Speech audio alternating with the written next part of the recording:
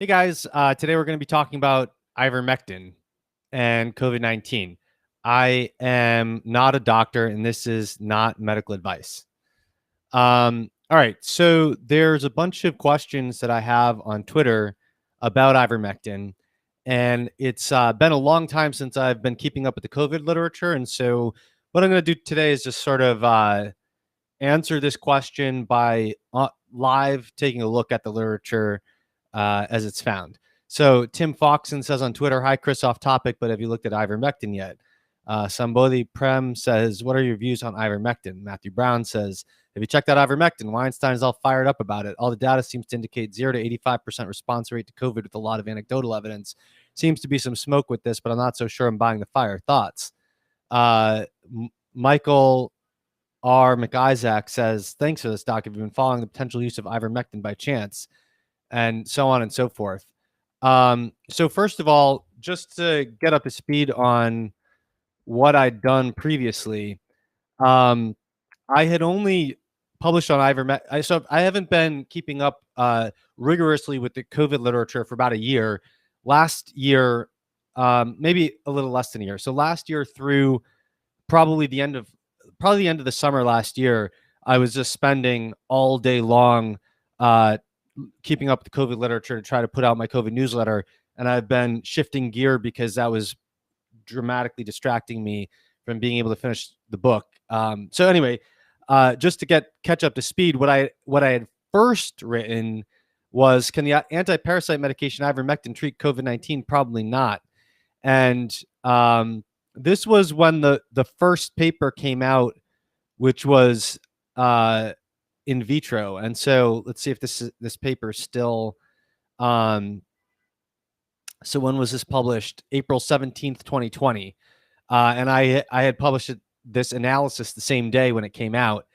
And the whole gist of this is that if you look at the concentrations needed to have antiviral activity in vitro, although it was quite powerful in vitro, it was below the blood concentrations that were reported in the literature on doses that were known to be safe. And so hence the conclusion, probably not. But then I changed my mind when the next paper came out, and I don't have a dedicated piece on it, but this does come up on a search my site for ivermectin, where we had 12, the post that I made was 12 new COVID-19 studies. And we just keyword search this for ivermectin. We have the 5th paper coming out of Florida. And so let's see if this is still up there. This is June 9th, 2020. 5th paper out of Florida suggesting the anti-parasite drug ivermectin might be useful in COVID-19.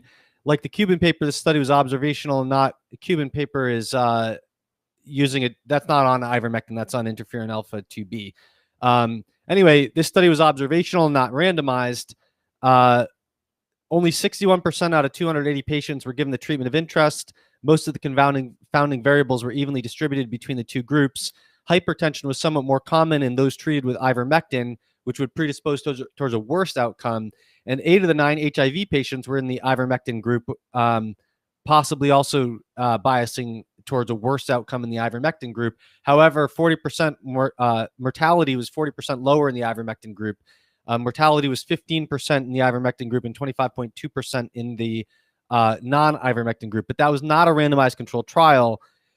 And so my comment on that, and this was quite brief, was, I previously covered why the in vitro data suggested concentrations of ivermectin required to be antiviral towards SARS-CoV-2 are well into the unsafe range. I am now somewhat agnostic about the utility of ivermectin and would like to see a randomized controlled trial. My suspicion is that it might have effects completely independent of the antiviral properties that prevent the disease from becoming severe and fatal, and that the antiviral properties shown in vitro might be irrelevant, in which case my entire analysis would be irrelevant, which was we can't achieve those concentrations being antiviral with the dose in the plasma with the doses of the drug known to be safe in humans.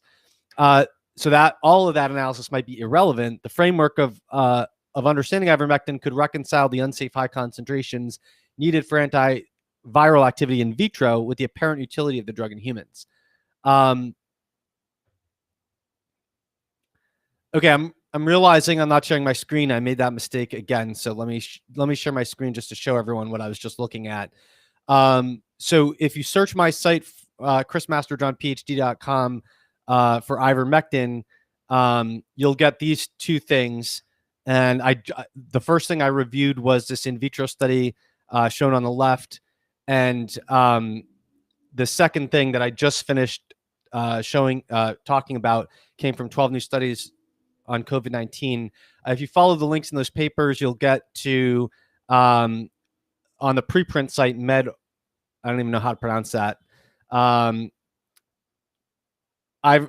is a potential COVID-19 treatment from the pharmacokinetic point of view. And then the later paper, Ivermectin COVID-19 study, use of ivermectin is associated with lower mortality in hospitalized patients with COVID-19. So this is June 2020, literally more than a year ago, and I haven't looked into it since. So what I'm going to do now, and if you're watching this live and you want to ask questions in the live chat, I will check out the live chat after I go through some of these studies. But my basic approach now is, since I haven't been in touch with the literature, is just to review it live. And so I'll try to limit this to 20 minutes or a half hour. And you can ask I guess for this, you can ask a question on ivermectin and COVID-19, or I guess on COVID-19 in general. But I'll just answer it if I can, and if I can't, I'll move on. But I wouldn't ask me questions on ivermectin for other diseases because I'm not an ivermectin expert. So I'm just taking my analytical skills and reviewing literature and applying them here. So I searched PubMed for ivermectin randomized COVID-19. You can, of course, use filters to limit clinical trials or a randomized controlled trial. In my personal experience, none of these approaches work perfectly. So sometimes using the filter works better than using the keyword randomized, and sometimes using the keyword randomized picks stuff up that is a randomized controlled trial that the filter didn't pick up. Although if you use the keyword randomized, sometimes you have to sort through some stuff that's not a randomized controlled trial. So it's generally, I find that this just works better if I'm going to pick one. And so you can sort this by best match, but I sorted it by most recent, so we can take a look at the most recent stuff first. So the most recent thing is a systematic review and meta-analysis. So let's take a look at that soon. But while we're at it, let's just look at the most recent RCT that pops up. So this is clinical study evaluating the efficacy of ivermectin in COVID-19 treatment, a randomized controlled study. So let's just first look at the abstract and see whether it looks bullish or not. So here they have overall 82 individuals were randomized to severe ivermectin plus standard of care, and 82 to receive standard of care alone. Patients in the ivermectin group had a shorter length of hospital stay, 8.8 days instead of 4.9, than the control group. Oh, sorry, I read that wrong. Shorter length of hospital stay, 8.82 days. This is plus minus 4.94, which is probably the standard deviation, but it could be something else. So or it could be range, I don't know. 8.82 compared to the control group of 10.97. That doesn't look like a big difference, and it says it wasn't statistically significant, so 0.085. 3 patients in each group required mechanical ventilation, so 3.7%, so no difference in mechanical ventilation. The death rate was 3 patients in the ivermectin group versus 4 patients in the control group, but that was not statistically significant. So obviously 3 versus 4 is a 25% decrease in the mortality rate, but the P is 1.0, which just shows you that a 25% decrease in mortality would be very interesting if the study was big enough to show that that was statistically significant. But obviously, this study is dramatically underpowered to show difference in mortality. So I wouldn't conclude there's no difference in mortality. I would just conclude that this study was way too small, with far too low of a mortality rate in either group to be able to see whether it affects mortality. Although there's no statistical difference in any endpoints by ivermectin doses, 12 milligrams per day for 3 days, there was an observed trend to reduce hospital stay in the ivermectin treated group. So, I mean, I would say based on this, I don't even want to look at the full text right now, just because this doesn't look that interesting. You know, 8, basically 9 versus 11 days in the hospital. It looks like it has a slightly protective effect, but doesn't look that great. And that's, you know, we could raise questions about whether they treated them too late or too early, or whether the dose was appropriate, etc. But that study doesn't look very good. Well, let's look at the systematic review, because that'll give us a sense of what the literature in general is. Oh, and by the way, if I will look at the chat if you want to put a study in that you think I might miss while I'm doing this, that you think is more important than what I am reviewing, or if you've seen other people produce content on this, and you know that someone else has a critique of it that I should take into account, put that in the chat, and I'll try to check that out. All right, it doesn't look like they have a full text link here, so let's see if we can pull it up the way everyone does and no one talks about.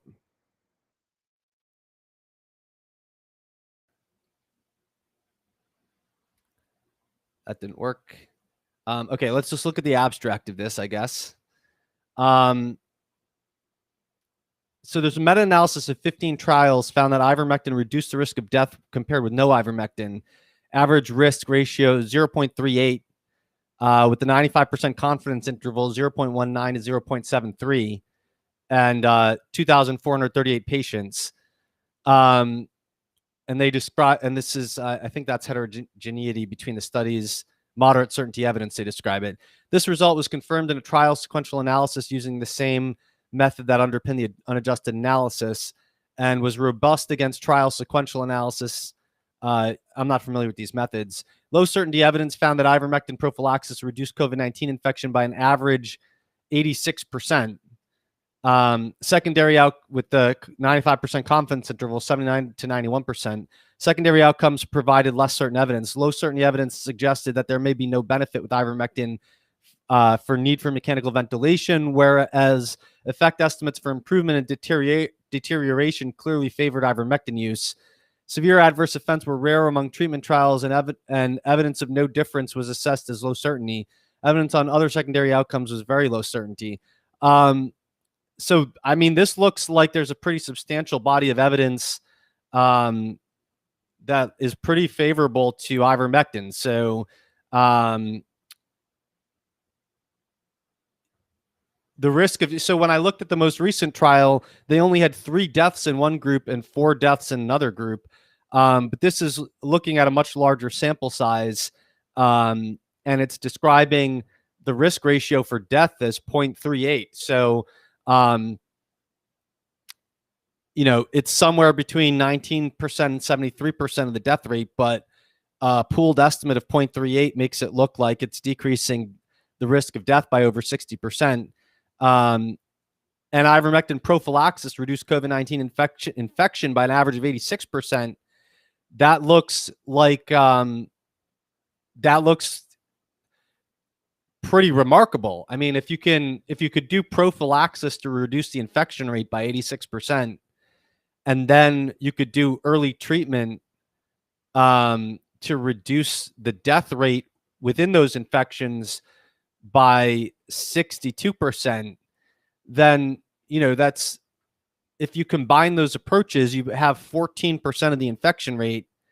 And then, so, I mean, let's just multiply those, right? So, if you've got a 14%, if you take a 100% infection rate, take it to 14%, and then the risk of death is 0.38 out of that, then it seems like if you combine the right strategy, you'd get somewhere around a 95% reduction in the total death rate. All right, I'm going to see if there's any comments in the live chat, and then come back to a little more poking around.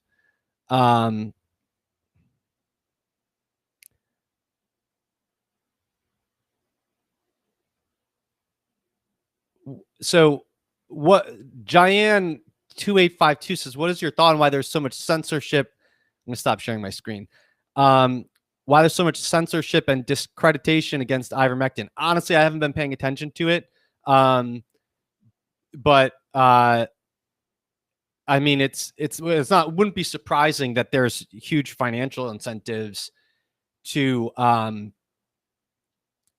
discredit the use. Well, actually, I would say two things. So first of all, I don't think anyone's making big bucks off of ivermectin. So I think there's a lot of financial incentive to discredit ivermectin just on the basis of that it's cheap and widely available. But then, of course, if you could reduce, and I'm not saying I advocate this as policy, and all I just did was look at the abstract of the systematic review and meta-analysis. So it's not like I am going to say I've fully immersed myself in the research or anything. And so I don't want to make too big of a deal out of the calculation I just did of, in theory, you could reduce total mortality by 95%. But it's quite clear that global policy is that they want every last person on the entire earth vaccinated. And if you can reduce 95% mortality, that would undermine the global health policy of getting every last one person on the earth vaccinated. So I'm not going to comment on censorship and discreditation because I haven't been paying attention to it, and I don't know what type of censorship there is. I guess if YouTube pulls my video down after it's done, then I'll have a sense of it. I just haven't been paying too much attention to it. But yeah, I mean, there's just obvious, there's financial incentives and there's policy incentives. And I think the financial incentives are very self-explanatory.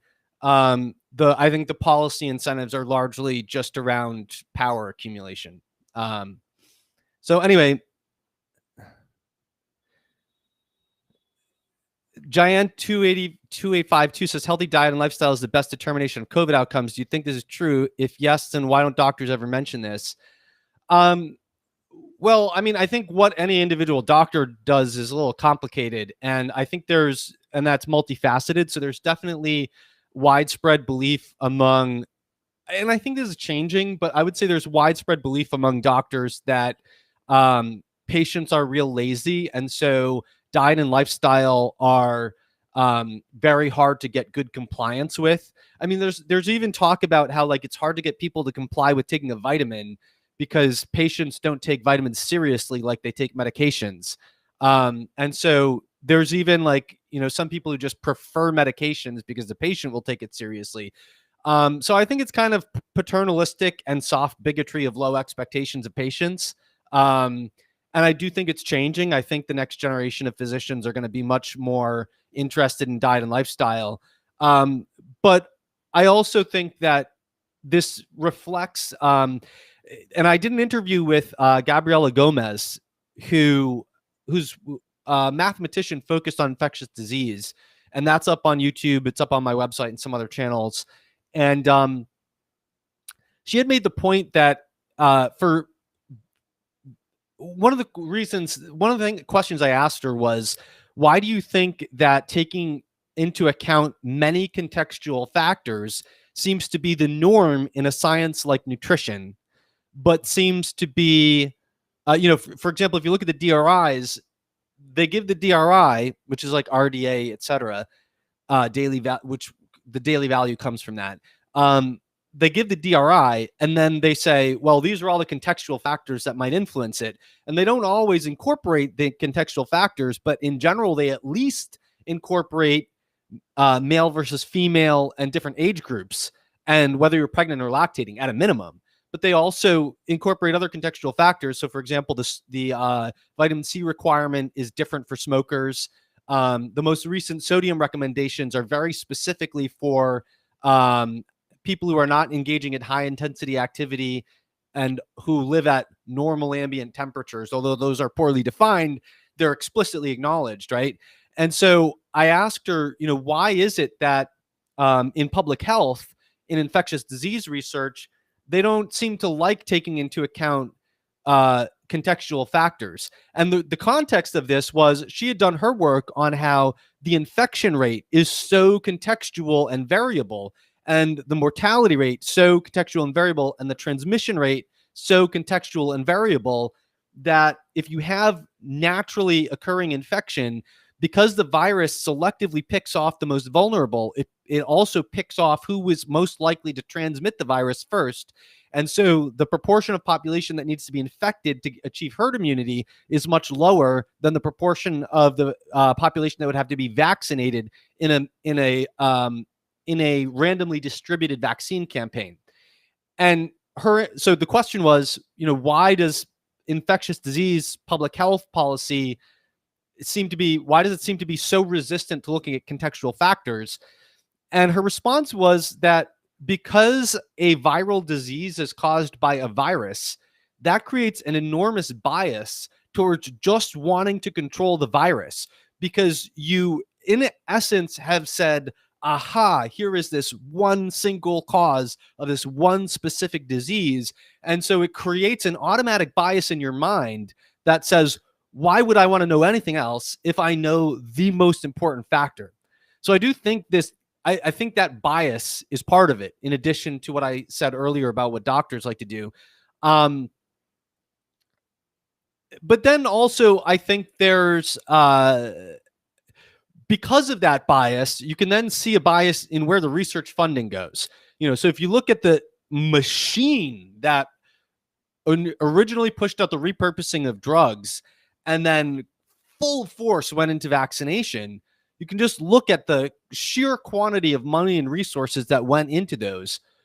Whereas when the first randomized controlled trial of vitamin D came out, suggesting that it, totally obliterated the mortality rate, and that was on the back of over a dozen observational studies from multiple angles that all suggested vitamin D was very effective. The whole sort of evidence-based, these are largely evidence-based internet trolls, or EBITs, I call them. But the evidence-based community in general came out just with a scathing critique of all the deficiencies of that Spanish study. And, you have to keep in mind, these people were running an emergency room, and that was overwhelmed at the time they were running it. And they were just scrambling to try to study one of the adjunctive treatments that they put in. So they didn't really have resources. They didn't have a lot of resources or time or bandwidth to do everything perfectly. Why wasn't the response interesting? The initial data, as significant as the limitations are, suggests that this might have up to a 95% capacity to obliterate the mortality rate. So let's put huge money and resources towards huge numbers of very well-designed studies. I mean, that happened a little bit. There were a good 25 or 30 trials that were registered up on the, around that time. But it was nothing like the sheer machine that went into vaccine, to a lesser extent repurposing drugs, and then to a very, very large extent vaccines. And so I think that the bias of where the resources go then creates a self-fulfilling prophecy, because there's so much, bigger, clearer, more well-conducted trials with vaccines than there are compared to the much smaller and studies done on nutrients with way less resources going into them, that now that's what the evidence base looks like. And so it gives people, just amplifies that effect where people can now cite the literature and say, hey, the evidence is really weak for vitamin D compared to the vaccine. And so I think there's just sort of that, the fact that all the resources go into researching the things, the one thing combating the virus, I think is another thing that goes into that. And then I think the final thing is that there's just massive financial incentives to focus on drugs and vaccines versus diet and lifestyle. And then I guess the last thing I would cite is just that, very clearly, the public health establishment has been trying, at least since the days of avian flu and swine flu, to create a highly centralized government response that could involve anything from forced quarantining to to mandatory vaccinations to if you look back at the time of, I think it was swine flu, they were also trying to develop microchips that could detect and there was a microchip craze at that time. That was when the National Animal Identification System, being pushed by the USDA, was trying to get every single farm animal in the country tagged with an RFID tag at the farmer's expense. And they were saying it was voluntary, but then in states they would roll it out and say, well, if you don't comply with this and buy your own RFID tags, we'll fine you $1,000 a day. And then there was a lot of protest from it, and then it just sort of fell apart. But that was also when there were people on the news who were like the first people to test an implantable microchip to have a GPS in it. And there were people VeriChip was talking about making your medical records as an implantable chip. And so they were coming out with like a chip that could detect swine flu. In Massachusetts, they pushed through legislation to allow mandatory quarantining and stuff like that. But then swine flu turned out to be not a very good opportunity to scare everyone into maximally pushing all those things. And so it just sort of dropped off. But, if you were paying any attention whatsoever, 10 years ago, 10, 15 years ago, then you were not surprised by the stuff that they're rolling out now is very weak compared to what they were trying to roll out back then.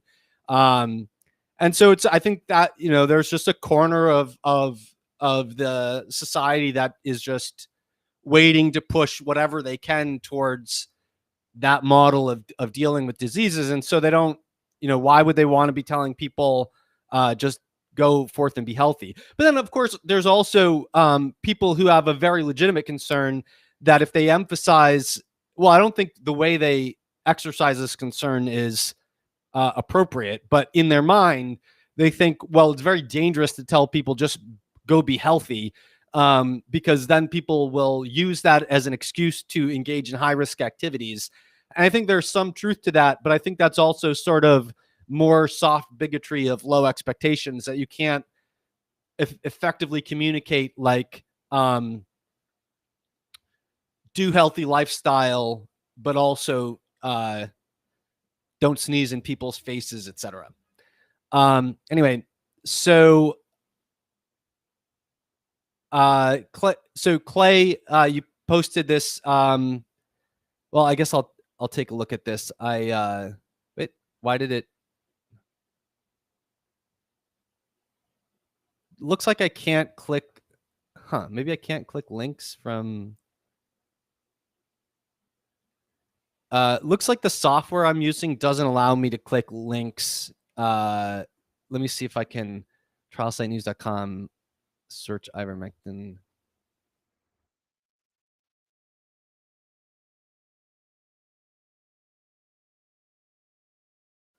Just trying to do a search on, just follow the link that Clay Mohammed was giving me.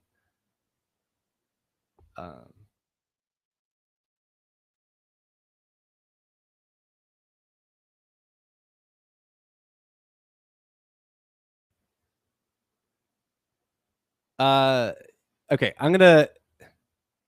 so Clay gave me Trial Site News search for ivermectin, and it looks like I'm gonna focus on the PubMed stuff more for now. So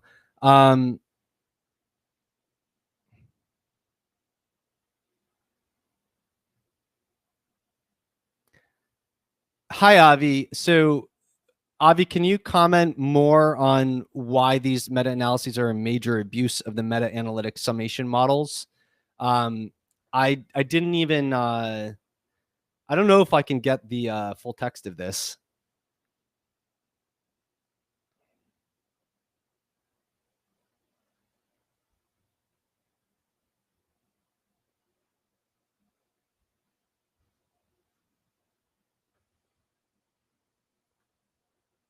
Um, Okay, I did get the full text of that, but Avi, could you leave another comment on what you think was the problem with that meta-analysis?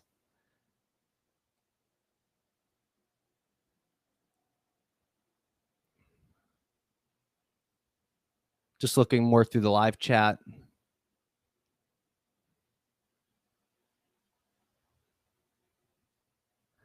Oh, someone wants me to add the meta-analysis to comments.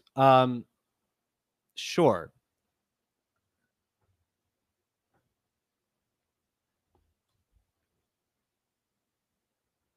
And so, yeah, I'm not sure the mechanisms besides the antiviral activity that had been released earlier.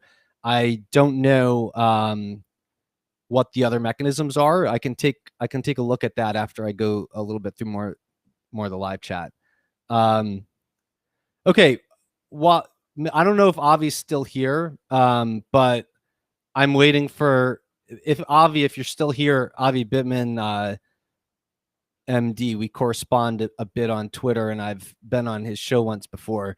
If you want to comment on the problem with that meta-analysis, I'm going to take a deeper look at it now. So now I'm sharing my screen. Here it is: ivermectin for prevention and treatment of COVID-19 infection. So let's look at what they did. Actually, let's first look and see if there's any mention of. So here's what they say about the possible mechanisms. Ivermectin has antiviral activity against a wide range of RNA and DNA viruses. Specific action against SARS-CoV-2 in vitro, with a suggested host-directed mechanism of action being blocking of the nuclear import of viral proteins. So actually, this looks like exactly my criticism of the original in vitro work. So they say, however, the necessary cell culture EC50 may not be achievable in vivo. That's exactly what I pointed out back in, I think it was April of 2020, when the day that in vitro study was first published as a preprint. Other conjectured mechanisms include inhibition of SARS-CoV-2 3CL pro activity. I don't see why that would be different from the in vitro antiviral activity. A variety of anti-inflammatory effects. So these might be more relevant if we're talking about modulating the severe outcomes. And competitive binding of ivermectin with the viral S protein is shown in multiple in silico studies. These in silico studies are in silico basically means like computer modeling. And I think computer modeling should never be taken as confirmatory evidence of anything. They should be taken as a reason to test something in vitro and see if the prediction of the model worked. So the only thing cited here is a variety of anti-inflammatory effects, but that wouldn't explain why there would be a decrease in the infection rate. Hemagglutination via viral binding to sialic receptors on erythrocytes is a recently proposed pathological mechanism that would be disrupted. I don't know. I don't find this mechanistic discussion very convincing. So I don't know how it would be working if it's working. All right. So what did they do? They collected the studies that were done. We can skip over that part. Well, let's look at the figures first.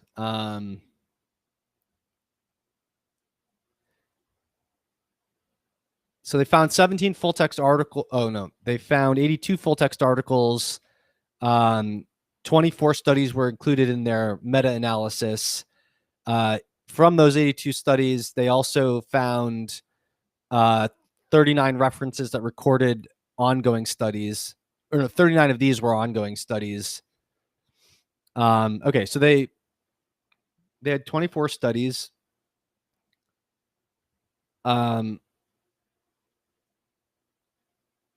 Looks like the majority of these are RCTs. Some of them are double blind.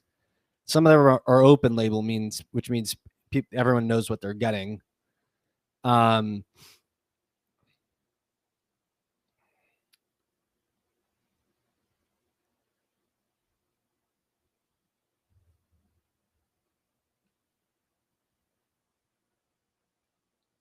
So, okay, here's their plot.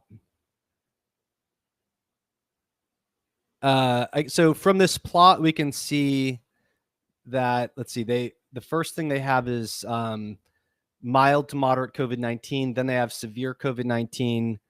Then they have mild, moderate, and severe COVID-19, and then total. It looks like this is, are these all in the infection rate? Oh, figure 3 is death due to any cause. So it looks like most of these studies, so there's a point estimate, and then there's the 95% confidence interval, and the one line, it represents no effect. So any study where the point estimate falls on the right side, which is only one study, means the point estimate suggested it it worsened the mortality from COVID-19. And anyone where it fell on the left, it suggested a benefit. But whether this broad line crosses the one line or not tells you whether it was statistically significant. So, one thing that you can see is most of these studies look underpowered to achieve significance on their own because, for example, in the mild to moderate COVID-19 group, all these, so some of these are not, they couldn't even, it says not estimable. I'm not sure what that means. I don't want to spend the whole video like reading the whole method. So, my surface level observations are none of these studies were statistically significant on their own. But when they're pooled together, you get a significant result. And that's what this big black diamond being separated from the one line is showing you. And basically almost the same for severe COVID-19, although there is one study that had very strongly separated from the one line. So this was very significant on its own. Looks like this study had a much more, these are, yeah, I think that this total is the number of people. So it looks like the total number of people involved were significantly larger than most of the other studies.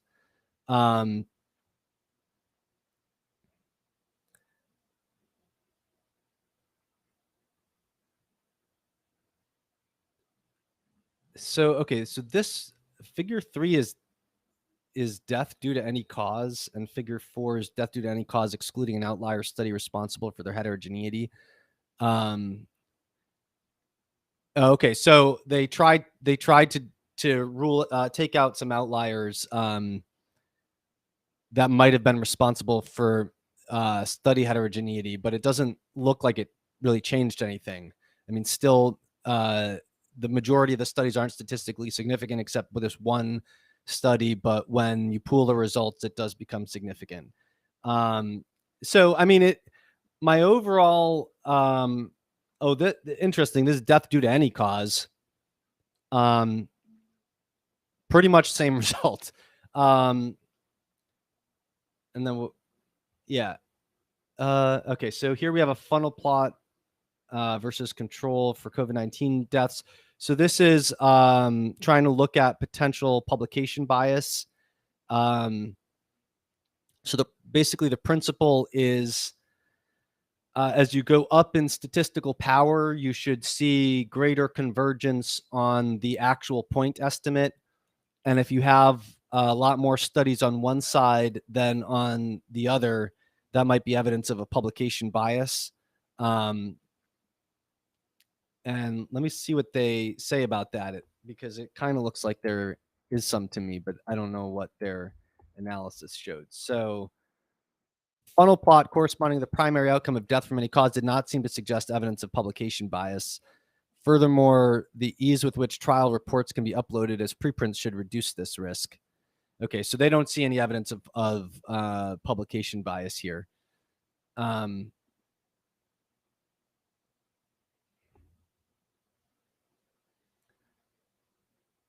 I don't really know anything about trial sequential analysis. but it looks like they're. I'm going to skip over that because I'm just not familiar enough with it. So anyway, I guess my opinion is ivermectin looks like it's probably helpful, but it looks like it would benefit from having much larger studies behind it, because right now if you pool the data of studies that did not look very good on their own, it does look like it's potentially strongly powerful. I'm going to see if Avi responded about the flaws in that study.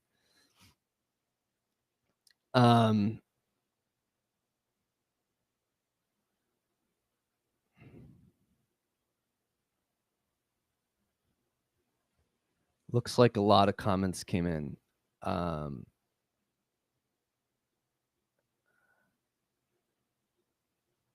Okay, so many more comments have came in. So I'm scrolling up to see if Avi responded about. Okay, no, I found his original comment. So for the record, Avi Bitterman, MD, says these meta-analyses are a major abuse of the meta-analytic summation model. So I don't know what his point is, but he has a critique. So, I mean, the way that I look at it, it looks like there's a significant number of studies that are generally underpowered. And what we really want is much larger studies. And I guess this goes back to the point that I made before, that where the money goes, where the real machine of money is, creates a bias in the research where, in this case, these studies don't look that great on their own. You pool them together, they look real good, but then you have people saying, well, like, that's not really how you should pool studies together for whatever reasons. So, we need much bigger trials, but that's not where the money's going. So I wouldn't say, I think it's going, I don't know if anyone is saying this, but I think it's going way overboard to say that ivermectin would abolish COVID.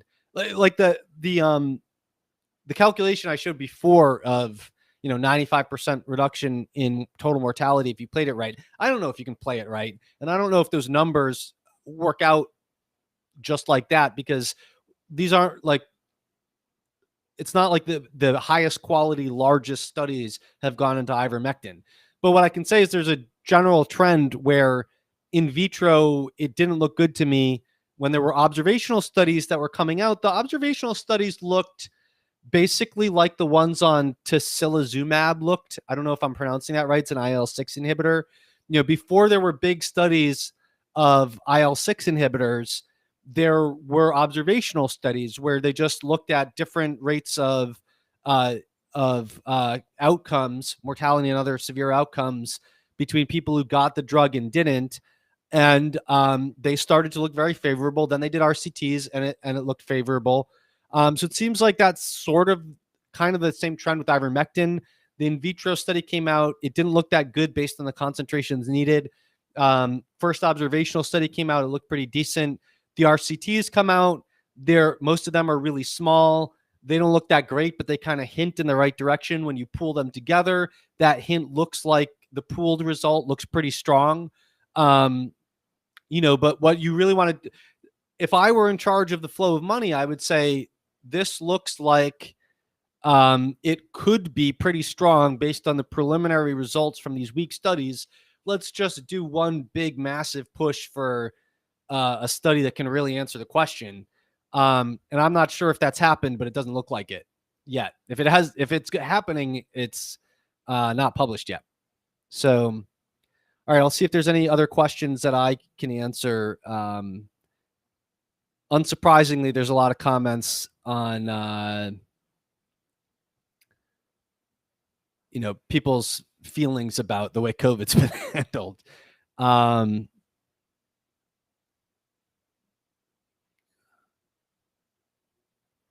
So I'm skipping those. I'm reading them, but I'm not going to broadcast them. I'm just looking for questions about this.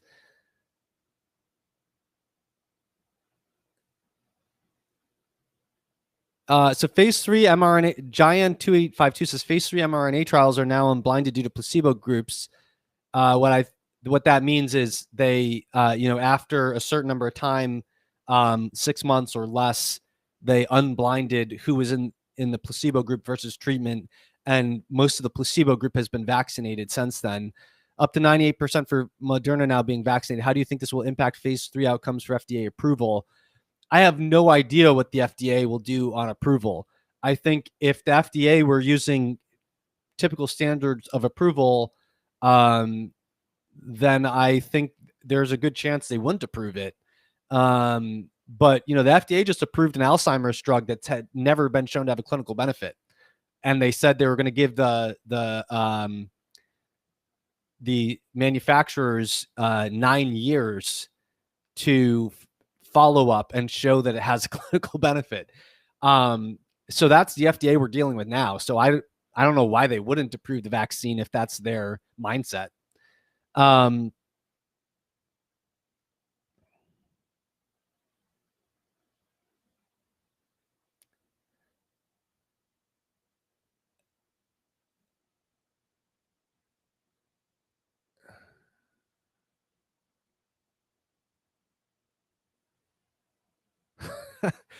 So Crosser, I'm only because this is funny. Crosser 2123 says, in Russia, where I come from, there are many states that have already introduced mandatory vaccination QR codes, so people are forced to get vaccinated.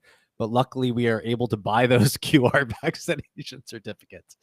I guess that's the way you guys roll in Russia. I don't know. I've never been to Russia. I love the Russian people. Okay.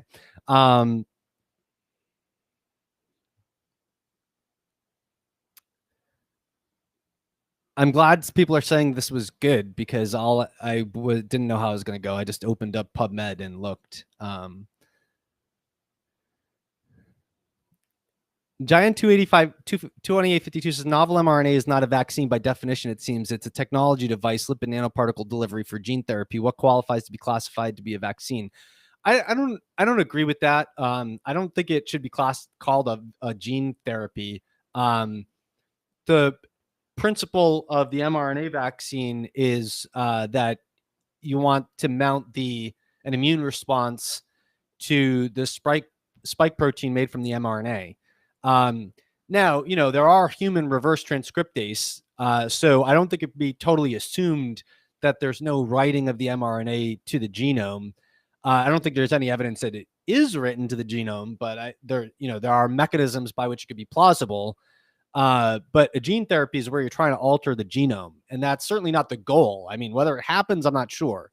But I mean, and to be clear, the mainstream opinion is that much of the human genome is viral DNA that's been inserted by viruses. So if the human genome, human enzymes can write the mRNA for the spike protein into the genome, then they could probably write it from COVID too. I guess the difference is that the vaccine is sort of deliberately injected into the muscles where it's known that it will circulate systemically.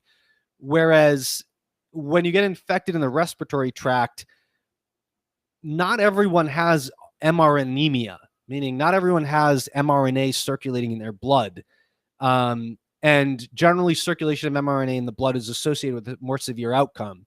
And so I do think you will have different tissue distribution from the vaccine versus the virus, especially if your case is very, if you're asymptomatic, I doubt you've got mRNA in your blood. But this is just, there's a lot of plausible mechanisms where things could be different, but not a lot of real data. Thad Jacob says, ivermectin is anti-inflammatory. Kinetics does not suggest it to be significantly antiviral in target tissue. I agree on the kinetics. And if it's anti-inflammatory, that's what I said before, that it's, if it has immune modulation, then that might be impacting the severity of the case based on modulating the immune system. But if that's the case, it doesn't explain why there's a decreased infection rate in those trials. But it, it could be modulating the immune system in a way that favors clearing the infection versus a cytokine storm. Alex Jorgensen says, do you think that vaccines may cause fertility issues? It seems from the Japanese study that the lipid nanoparticles collect in the ovaries and bone marrow. Do you see this as an issue? If you want, my opinion on this, which is evolving over time, go to my Twitter where I'm sort of actively debating this right now. So, on my Twitter, I think this is us right here. So this started with, I published like a brief analysis of what's in, so here it is. So I linked to the Pfizer paper. I'm not sure the origin of this. I think this was Pfizer submitted this to the Japanese government or something like that, and someone ran it through Google Translate. So there's extremely choppy English there. But I'm currently engaged in a discussion with I believe she's an immunologist who focuses on fertility issues, where I invited her to comment on what I was saying. And we currently are going back and forth on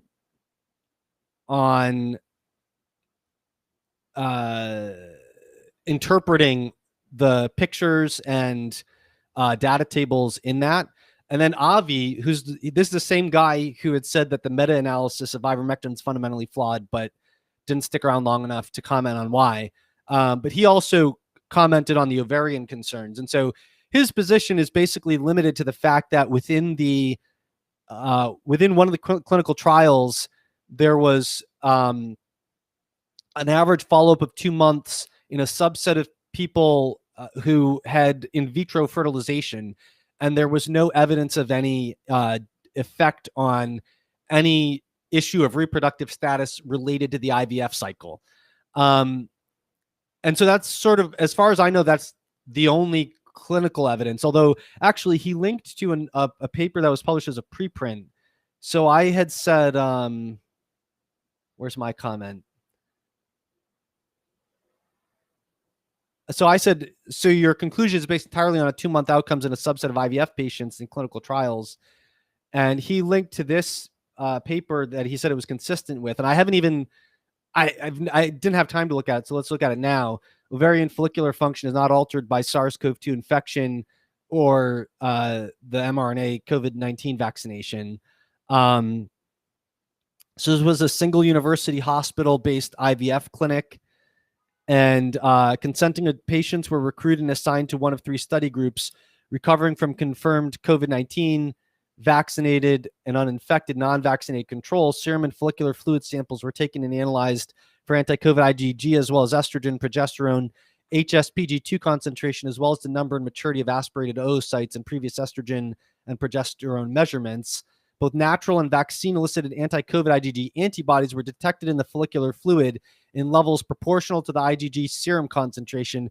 No differences were detected in any of the surrogate ovarian follicle quality reporting parameters. All right, so right now, my immediate question is, what proportion of these people had the IgG-mediated antiphospholipid antibodies autoimmune condition that occurs in roughly half of severe COVID cases and seems to contribute to the clotting issues?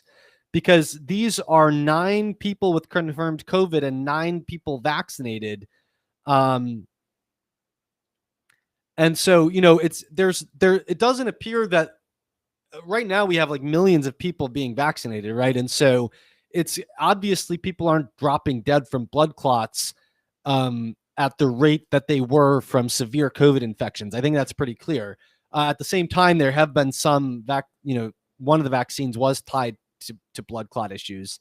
But I don't know that necessarily tells you, like, if you know the antibodies are going to the follicular fluid at the level that they're present in the plasma, then that makes me wonder, like, is there some risk of autoimmune conditions that could affect, that at some rate could affect these people? So Let me see if they comment on the severity of these cases.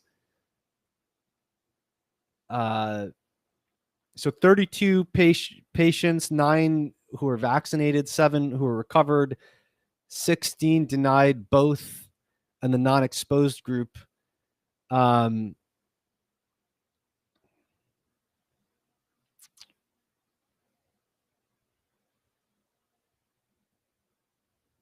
Anti-COVID antibodies. Let me see if even phospholipid comes up in this paper. All right, so they don't comment on autoimmunity or antiphospholipid antibodies or anything like that. So, I mean, it looks like the data is very sparse on this question. The concern based on the Pfizer paper is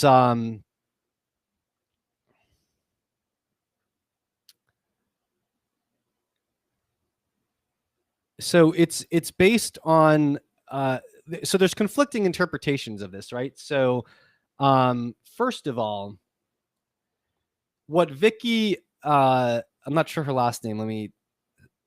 Vicky Loves Facts is her Twitter handle. Vicky Mail, I guess, is her name. So what she's saying is these mice are lying in a position. So what they did was they injected. No one has ever tested where the spike protein goes in the body. Like no one knows anything about that. But what they did was they took the lipid nanoparticle vehicle used to deliver the mRNA, and instead of putting the spike protein mRNA in it, they put in mRNA for an enzyme called luciferase. And luciferase is a way to create imaging of where something goes.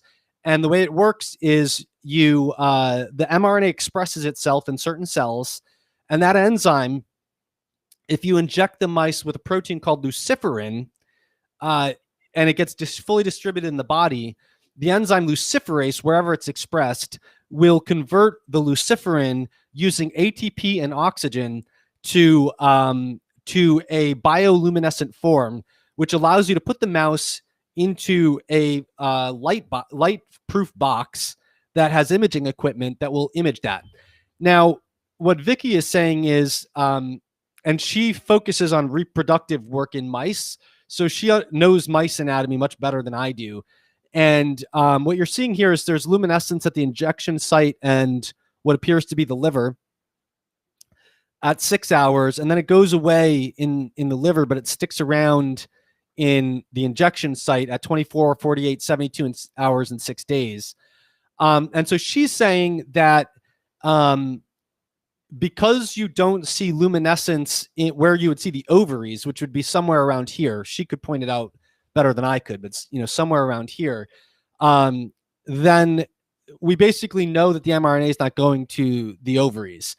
Now, I don't trust this analysis because they didn't, and I don't work with luciferase, but I've read papers and watched videos and stuff about how it's done. I've done other work with kind of similar things a long time ago, like green fluorescent protein, sort of similar principle, but different.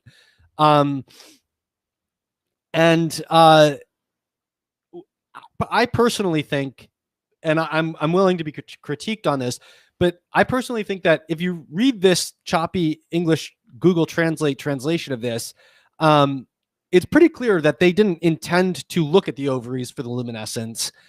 And so what you're seeing here is not the automatic image. Like you wouldn't just like look at the mouse and see it brightly glowing in these spots. These mice are put into equipment that analyzes photons and creates an image from it. And you have to enter all kinds of settings in the software of that thing to adjust the exposure time and other settings to optimize this for the signal that you're going to get.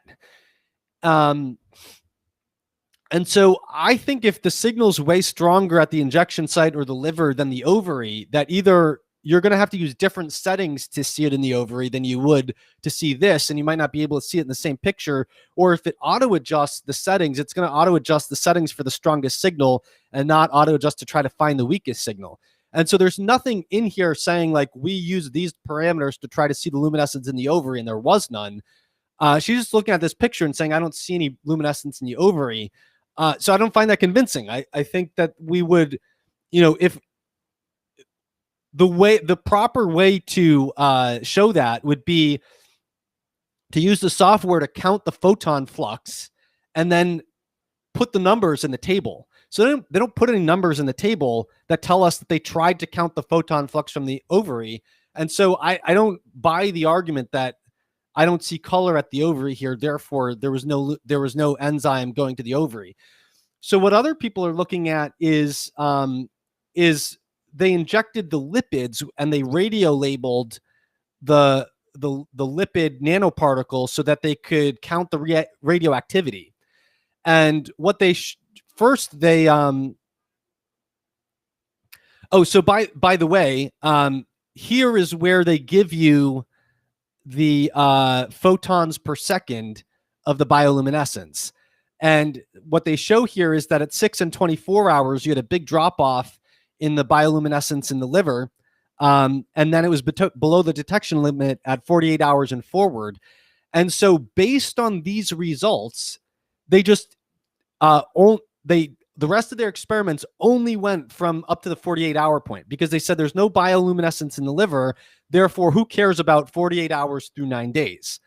And so when they injected the radio-labeled lipid nanoparticles to see where they go, they didn't do it for 9 days. They just did it for 48 hours. And so the concerning thing here is that if you look at the adrenal glands, it's going 0.2 at a quarter hour to 2.9 at 4 hours to 18.2 at 48 hours. And so unlike the liver, where you have this dramatic drop off to 24 hours in the luminescence and it disappears, and also unlike the liver for the radio labeled lipid nanoparticle measurement, where it hits the peak at 8 hours and then just stays steady the whole time, the adrenal glands have a totally different metric. They just keep increasing quite dramatically to 18.2. So when the liver hits its peak at 8 hours, you are tripling the radio-labeled lipids present in the adrenal glands. And then in the ovary, you get the same exact trend. So the ovaries have 0.1, 1.3, 1.6. By 4 hours, 2.3. By 8 hours, 3.1. But then they triple to 12.3 at the 48-hour mark. So while the liver is hitting the max and staying stable for the presence of those lipids, the adrenal and ovaries are basically tripling during that time frame. And then and it's right up to the end of the study. So we don't have the 72-hour mark. And then in the one other tissue where this looks concerning is in the bone marrow. Where did that go? Maybe it's up here. Bone marrow.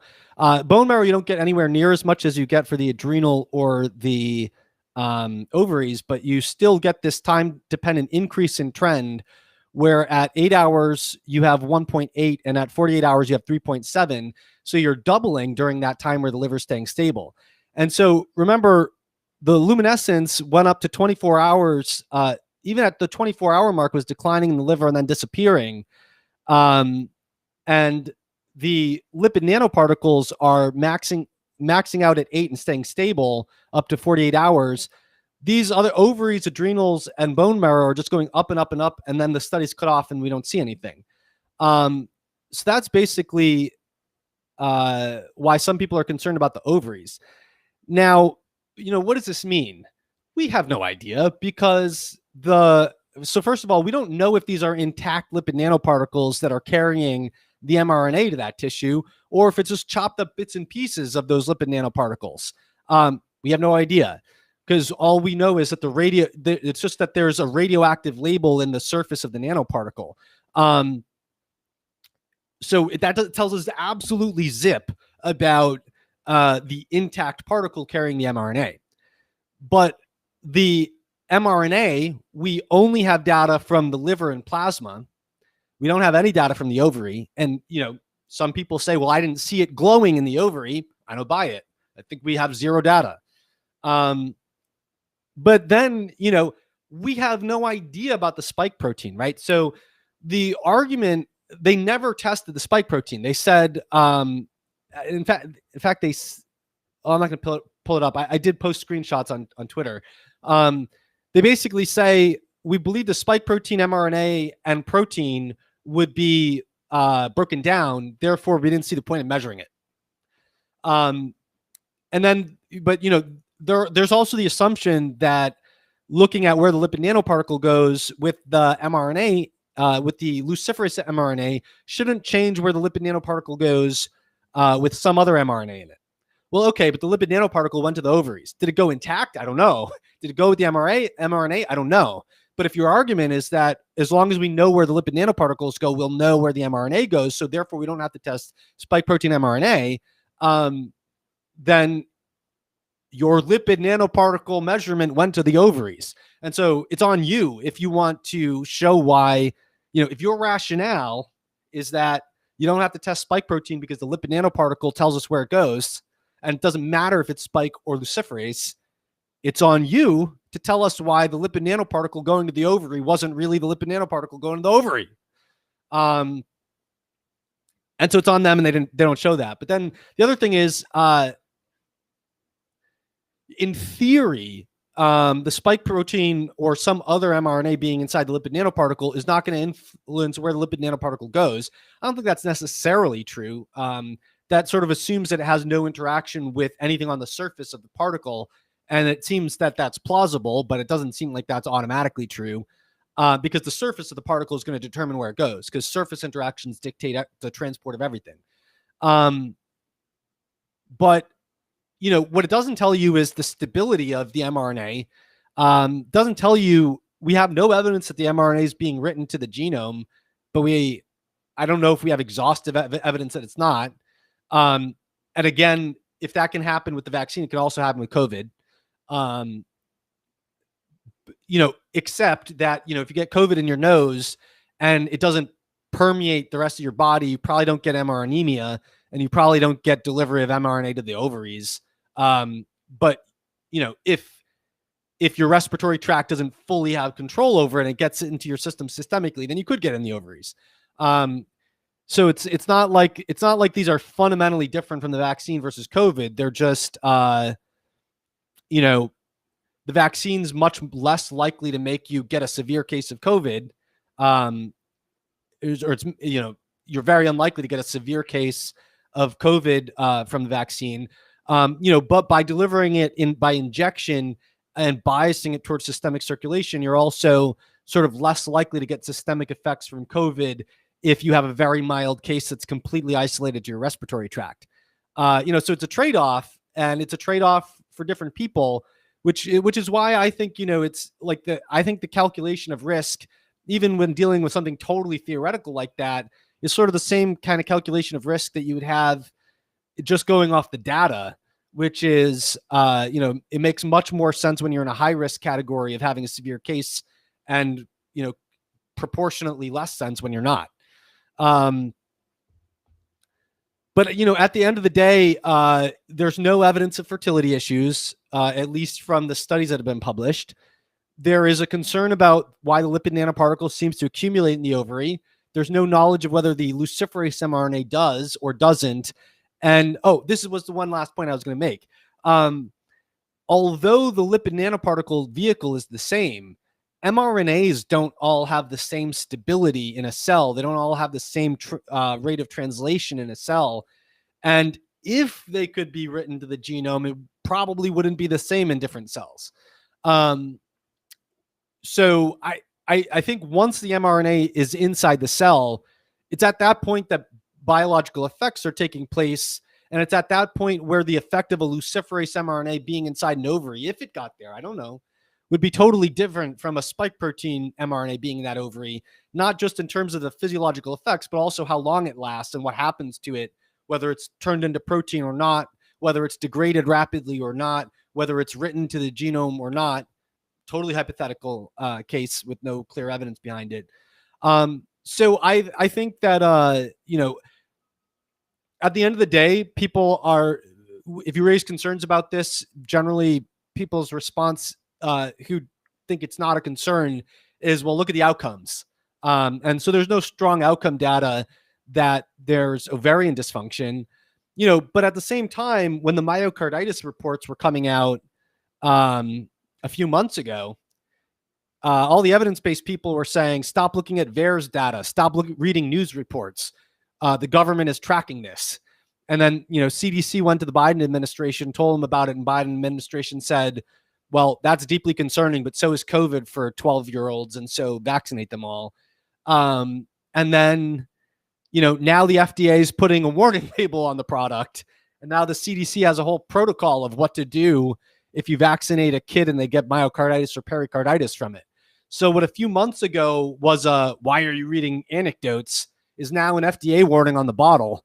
So I just don't think that I don't want to be a scaremonger. There's no evidence of ovarian dysfunction, but I think people are right to regard themselves. I think people have the right to calculate the cost benefit analysis that includes the fact that if a pharmaceutical is released, it's pretty reasonable to say, well, we don't really know what the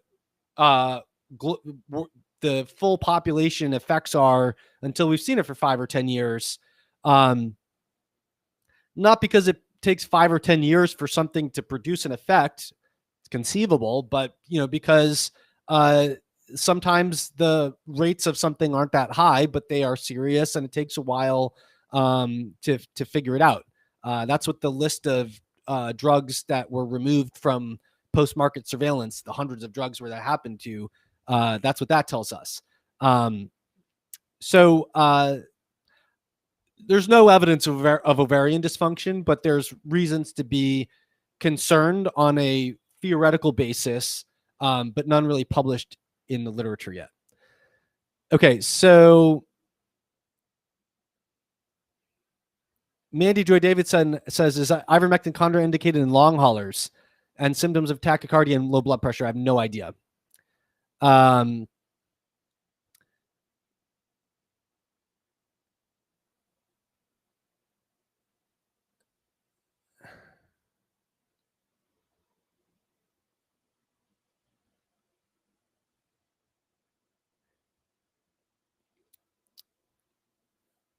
Just looking through the comments to see if there's any more to address.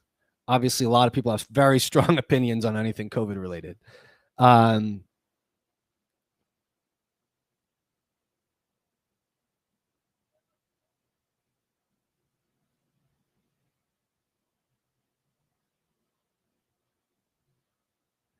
Matthew Copeland says YouTube will be pulling this. Well, let's see. We'll find out.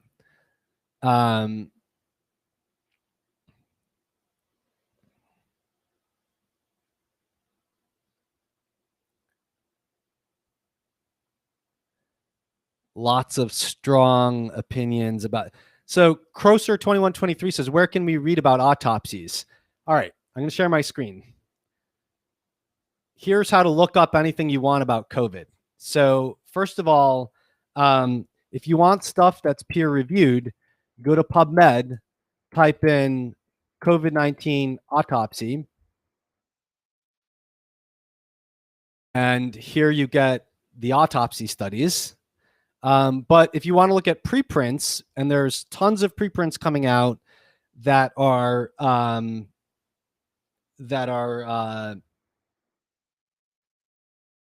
basically the papers before they've been peer reviewed. This medrxiv.org is where you'll get the ones that are more clinical outcomes based, and then the biorxiv.org is where you'll get the ones that are more basic science.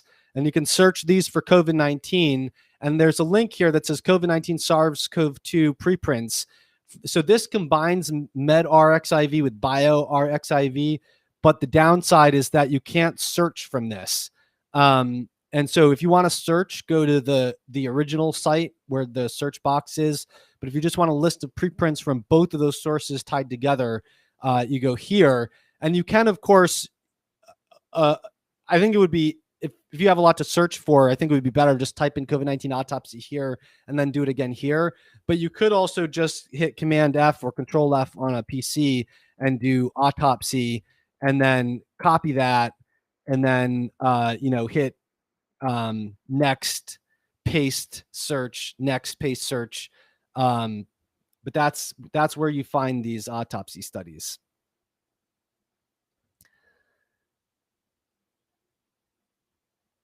All right, going through more comments. Mostly strong opinions about COVID. Everyone's entitled to their opinion. Opinions about Fauci, not surprising. James Cantor says, I've had 2 Pfizer vaccines. Do you see any advantages of a third or another type? I don't have an answer for that. I'll just say, they are arguing that people are going to need boosters. Giant 2852 says there's more weak science for wearing masks and shutdowns, but they pushed that out. That's actually really good. That's a great point, actually. So if you go to just type in Cochrane physical, I think you're probably going to get this at the top. Yeah. Top Google search is a Cochrane review, physical interventions to interrupt or reduce the spread of respiratory viruses. And so if you go down main results, medical surgical masks compared to no masks, this is for the flu. These were all available before COVID-19. We included, we include 9 trials of which 8 were cluster RCTs comparing medical surgical masks versus no masks to prevent the spread of viral respiratory illness. 2 trials with healthcare workers and 7 in the community. There's low certainty evidence from 9 trials that wearing a mask may make little or no difference to the outcome of influenza-like illness compared to not wearing a mask. Risk ratio 0.99, confidence interval 0.82 to 1.18. There's moderate certainty evidence that wearing a mask probably makes little or no difference to outcome of laboratory confirmed influenza compared to not wearing a mask. Risk ratio 0.91, confidence interval 0.66 to 1.26. Harms are rarely measured and poorly reported. 2 studies during COVID-19 plan to recruit X amount of people. They haven't been published yet. And then there was a Danish RCT mask COVID. I believe that's what this is right here. And so one of these trials was done during COVID, and they say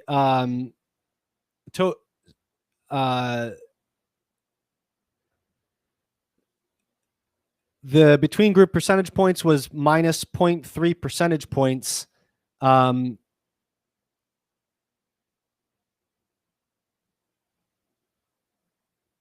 Oh, wait a second. Is this a different trial?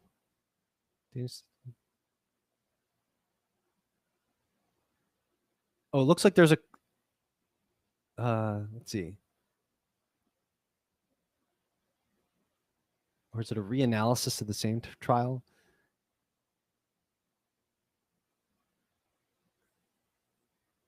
Oh, okay. So they're saying it didn't reduce the spread more than 50%, but it's oh, wait a second. Here it is. Odds ratio is 0.82 with the confidence interval 0.54 to 1.23, and the p-value is 0.33. And so it wasn't, so there's no statistically significant reduction in spread. And yeah, it's compatible with a smaller than 50% reduction. It's also compatible with the 23% increase infection. So I think that's very fair to say that those results are nowhere. They're significantly less good than the ivermectin results are. But, so the criticism of those, of course, is there's low compliance, people don't wear them properly, et cetera, et cetera. But the point that Giant 2852 is making, that evidence is significantly less good than the ivermectin evidence. I would agree with that. And I think that's evidence of a total double standard in how those are approached.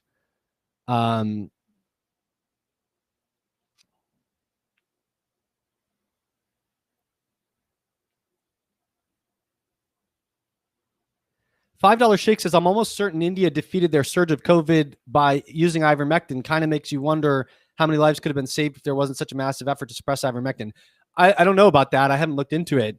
But I think what very few people were talking about is that India is one of the most vitamin D deficient countries on the planet. Just Google or PubMed or Google Scholar search for India vitamin D deficiency, and you'll find articles on it. Extremely high rates of vitamin D deficiency. And no, I don't know why no one was talking about that when India was in the worst place.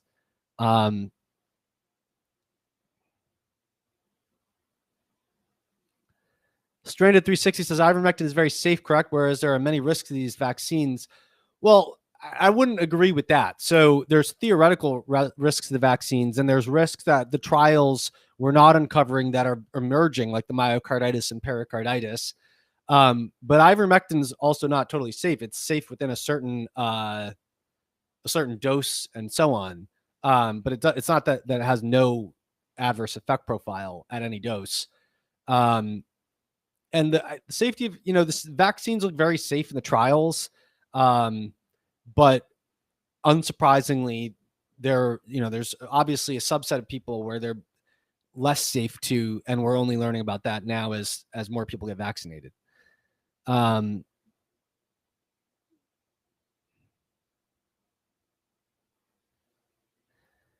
Turbo Jones says 4115 vaccinated people are dead. That can't be expected. Well, I mean, my personal opinion on the VAERS data is that although you can't account for increased perception of harm and stuff like that. I was talking to someone, his Twitter handle ZK for tree or something like that. He was pointing out to me that the VAERS reporting is up fourfold compared to other years, or other vaccines, which is evidence of increased perception of the need to report adverse events. I think that's possible, but it's also just evidence that there's more side effects. But I think the real big thing is if you look at the mortality rate being reported in VAERS for the COVID vaccine is roughly 100 times the death rate reported for flu vaccines in previous flu seasons, with similar numbers vaccinated. 100 out of 150, 160 million vaccines. It's 100 times if you calculate it by dose, but if you calculate it by number of people vaccinated, it's 200 times greater. And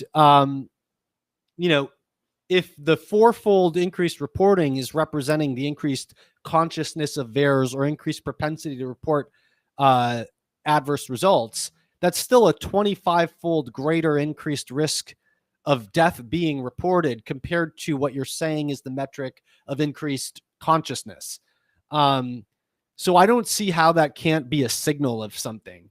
Now, VAERS deaths are not automatically attributed to the vaccine, but remember, what did they do for all of 2020 was report any and all thing that could be a COVID death as a COVID death. So I think there's a preposterous double standard in the rigor of which, people want to use for one versus the other. I think we should use the same rigor. The VAERS data doesn't automatically show that something's a vaccine-related death, but it seems like a data signal to me that the rate of reporting deaths is 100 to 200 times the rate of the flu vaccine. But there's still, compared to the number of people vaccinated, it's very small. But I think it would be fair if you were trying to calculate a risk reward ratio to just use the face value numbers as the injury rate or the mortality rate and compare it for any given demographic to their risk of dying of COVID. And so I think you'll find if you do that some demographics, it makes more sense than others to make either decision.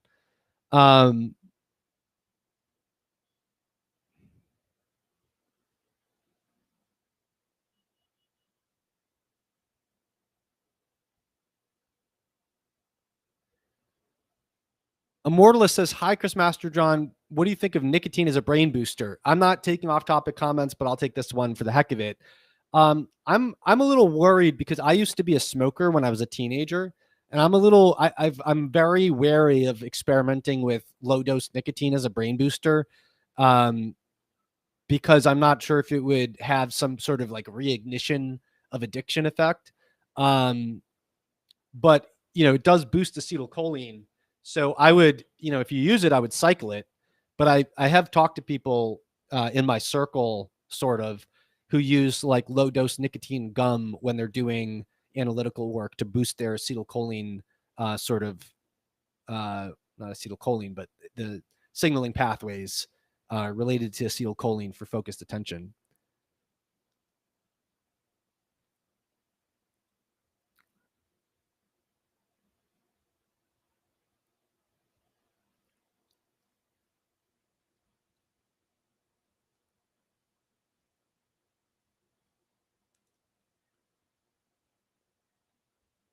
Just looking through the comments.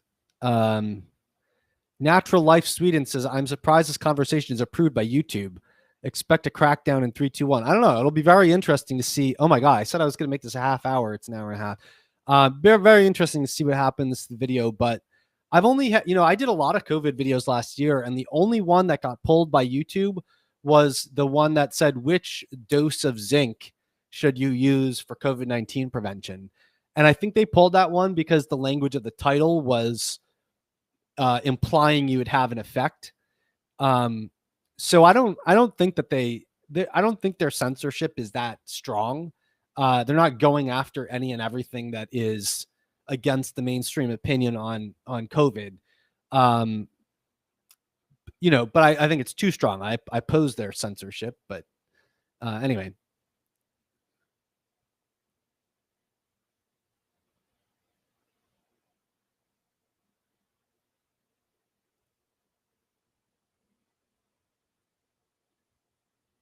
Jan 2852 says, Chris, are you vaccinated? I identify as vaccinated, but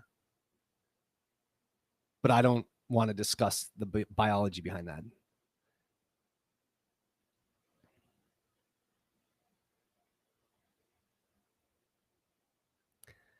That Jacob says, correct. Fertility and other concerns related to the mRNA vaccine should be weighed against patients with previous SARS-CoV-2 infection.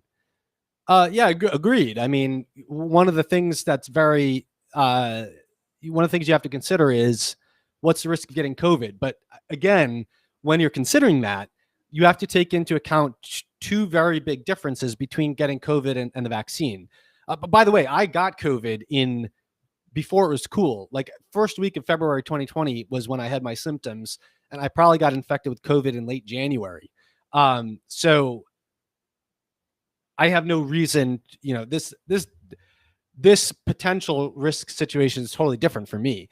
But so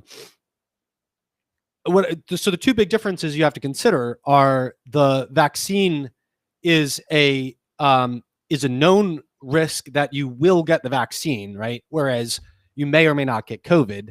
So that changes the calculation. Then the second big thing is that if you have a very, very low risk of something going beyond sniffles when you get COVID because of your demographic and risk factors, then you probably have an exceedingly low risk of the mRNA going beyond the respiratory tract. Whereas if you get injected with it, it will go beyond the rest. It just bypasses the respiratory tract. So yes, there's a fertility risk from getting COVID that would be related to either systemic inflammatory responses or theoretically to MR anemia that then leads to mRNA getting to reproductive tract. But you can't just say like, look, everyone's going to get COVID and have that risk of fertility from COVID, or everyone's going to get the vaccine and get that risk. You're either going to definitely get the vaccine and definitely have it injected and definitely have some degree of systemic circulation of the mRNA, or you're going to have some possibility of yes, no, maybe getting exposed to COVID, and then some possibility of yes, no, maybe having the virus get beyond your respiratory tract, and then some possibility, yes, no, maybe of if it does, that it circulates systemically and gets into the reproductive tract.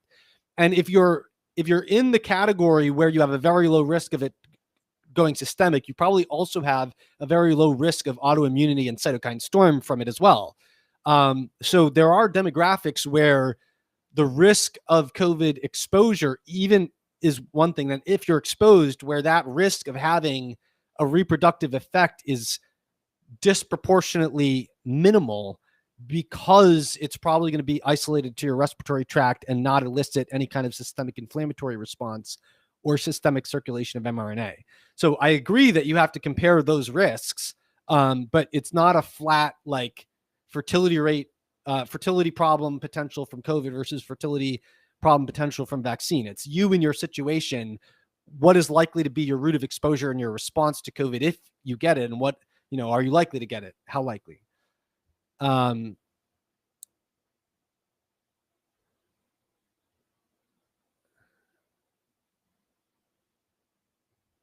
Looking more through.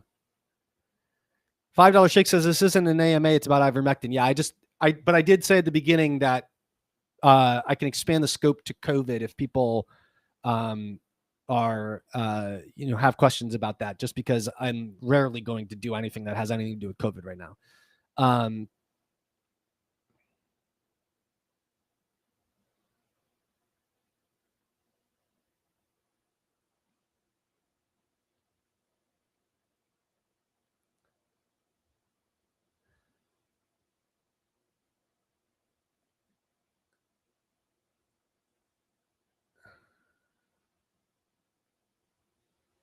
Immortalist says no one cares about ivermectin here. Well, the title is ivermectin, so.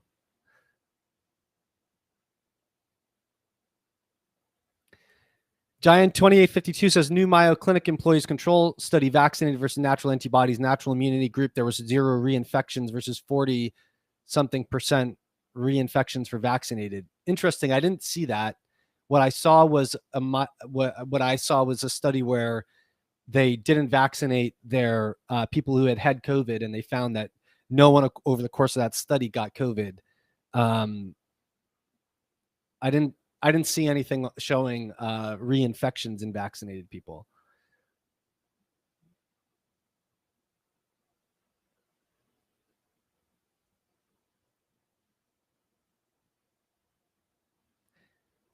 Web Access 11 says Pfizer contains a bioluminescent tag. I'm not sure what you're talking about. Pfizer did a study of their vehicle by putting a bioluminescent creating enzyme in the particle to study where it goes in a mouse. I don't think they're including that in anything they're giving to people.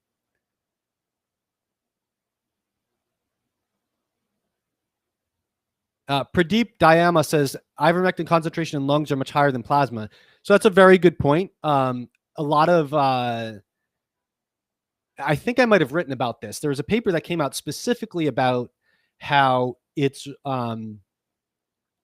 people were making a mistake in trying to compare the plasma concentration of something to the EC50 or IC50, which is a concentration at which you get a 50% effect or 50% inhibition of growth in a cell culture medium. And they were making the point that what you actually have to look at is compare the 90% effectiveness rate with the concentration in the lung, but the concentration of the lung is often not known. So I don't know whether that's true if ivermectin concentration is higher in the lungs, but if it is, that would quite neatly explain why the antiviral activity could be very relevant, and that the extrapolation from the concentrations needed in the in vitro model to the safe concentrations found in plasma could actually be irrelevant if the concentrations in the respiratory tract are higher.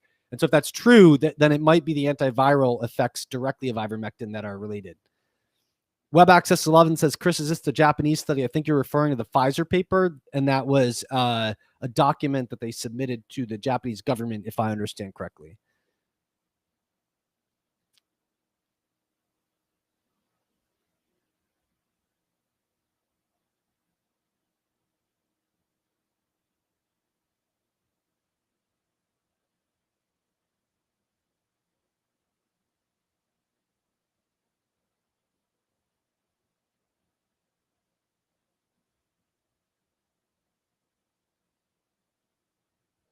All right, just looking through more comments.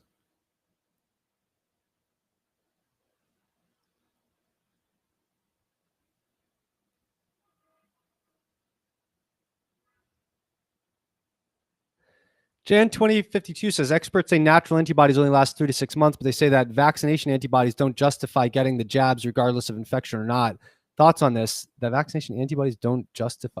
Not sure what you mean by that second part. Thoughts on this? Antibodies are not the be all end all of immunity, because you have memory cells that create antibodies in response to infection, and you have T cell immunity. So you absolutely cannot use the circulating antibodies as an index of how long immunity lasts. And, if immunity only lasted 3 to 6 months, there never would have been the dramatic decline in COVID cases. Just look at the data in New York City. We declined dramatically from the peak of the 600 deaths per day. And it just flattened out. Even as we opened up, it just stayed flat and stayed flat and stayed flat. And yes, it did start increasing a little bit over time. But if immunity only lasted 3 to 6 months, and before we had a high vaccination rate, after a certain amount of opening up, we would have been back to 600 deaths a day. So just the exceedingly scant documentation of actual cases of reinfection show you that the 3 to 6 months of antibodies is a meaningless metric and is not the metric of immunity.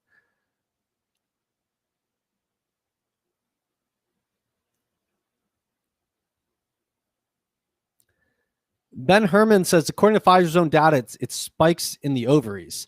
So I showed you that data before. The lipid nanoparticles are going to the ovaries. The bioluminescence, we don't know. The spike protein, we have no idea. Whether the lipid nanoparticles are intact or not, we have no idea.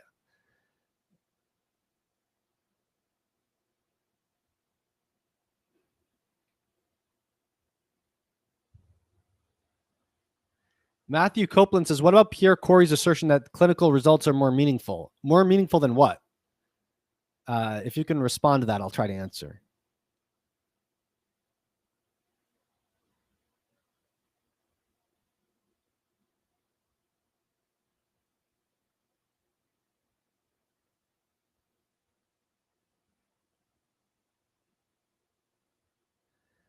Abhishek Anand says, what caused myocarditis? LMPs or spike protein? If former, why would a previous COVID infection determine whether myocarditis happens after the first dose or second dose? One, I have no idea, but if I were to guess, I would think that it would be the immune response to. Oh, I see what you're saying. Could it? So there are no lipid nanoparticles in a COVID case, only vaccination. Why would a previous COVID?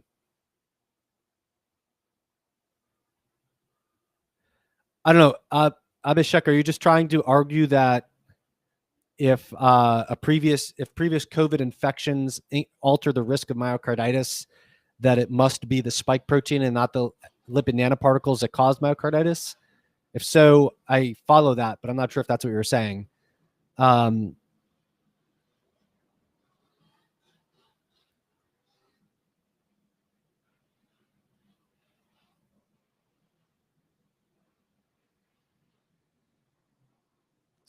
Looking through the comments more.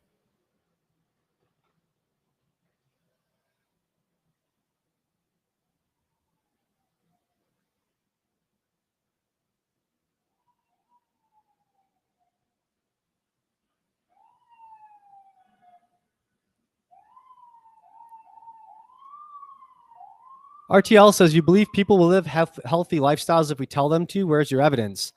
Well, this is, I mentioned that at the beginning, that compliance with health advice is doctors expect it to be low, which I think creates a soft bigotry of low expectations for their patients. But obviously, lots of people will not take advice about being healthy. So you can't base a whole public health policy around people being healthy. But I think that's why people should make their own decisions about what precautions they're going to take and what treatments they're going to take and what prophylactics they're going to take, because some people will substitute a healthy lifestyle that does give them a certain amount of protection for some similar amount of protection that they might view as interchangeable from something else. That's their right to make that decision. But you can't make a whole public health policy just assuming everyone's going to get up and be healthy.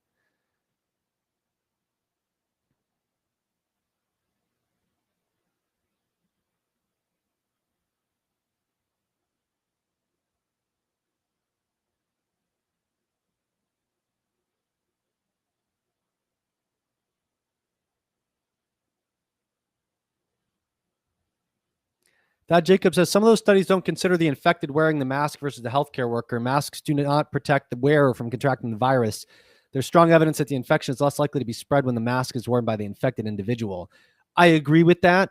But I don't, I'm pretty sure these trials were just looking at the proportion in the Cochrane review for flu. I think they were just looking at the, at the transmission rate rather than at the incidence in the group, not at the incidence of the wearer. And I believe it was the Danish study that looked at the incidence in the wearer.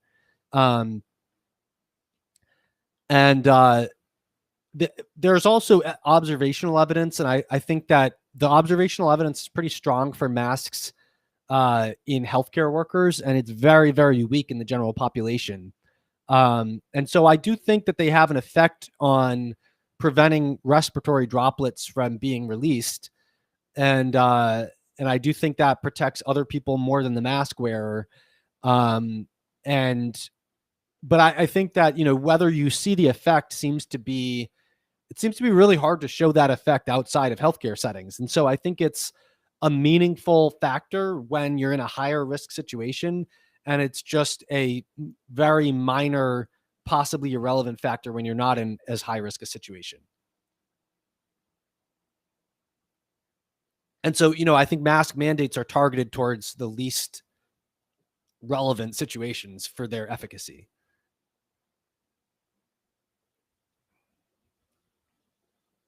All right, I'm going to go long here and try to get through these comments just because I'm probably never going to do anything on COVID again in one of these live things. So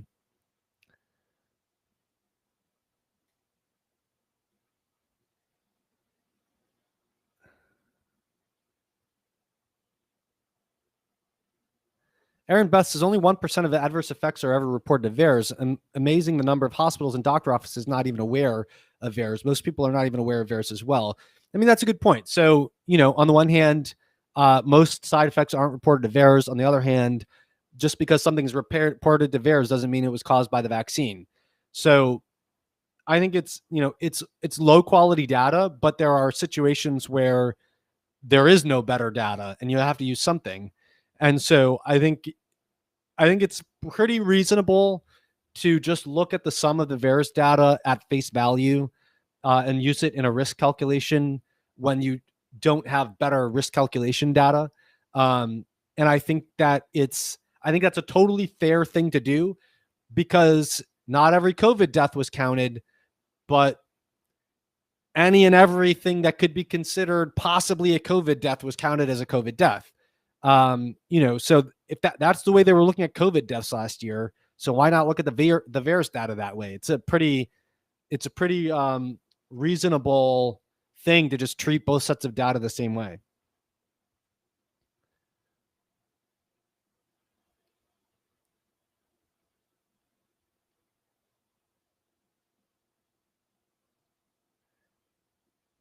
Freedom Fox 1 has a question about dosing zinc. Go to my website, chrismasterjohnphd.com, search zinc COVID-19, and you will find a very extensive article about dose and form of zinc in that context.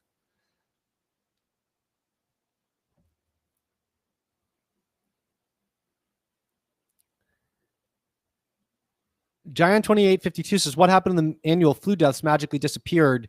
I don't know. Maybe some flu was misclassified as COVID, but maybe the hygienic conditions that people took,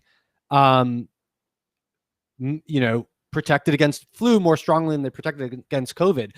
But what's actually really fascinating is there was a study that was published very recently on getting a rhinovirus cold earlier. I'm going to bring that up in a second. So I'll just share my screen here. Okay, so here's the Twitter thread. If you search Twitter for Chris Masterjohn Chris Masterjohn rhinovirus, you'll get it. So they found that getting a rhinovirus cold in the days before COVID exposure virtually obliterates the ability of SARS-CoV-2 to multiply further than the 24-hour mark and to hurt the airway. If that's true, then the effect of everything that you did that made flu deaths go away might have been a double-edged sword, because if you didn't get a cold because of that, that probably increased your risk of getting a more severe case of COVID if you did get it. And that paper is right here. Dynamic innate immune response determines susceptibility to SARS-CoV-2 infection and early replication kinetics. There's another thing that I wanted to show. Getting a cold. What was the other? Oh yeah, total mortality. So let me see if I can bring that up.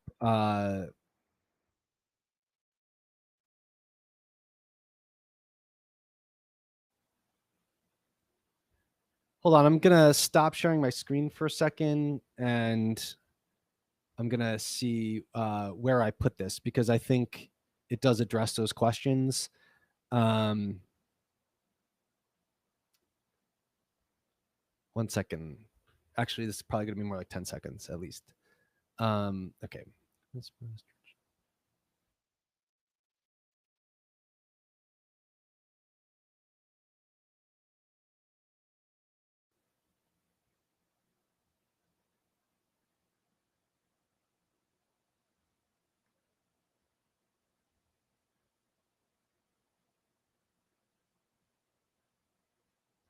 Oh, I think I might know how to find it. Maybe if I put excess mortality.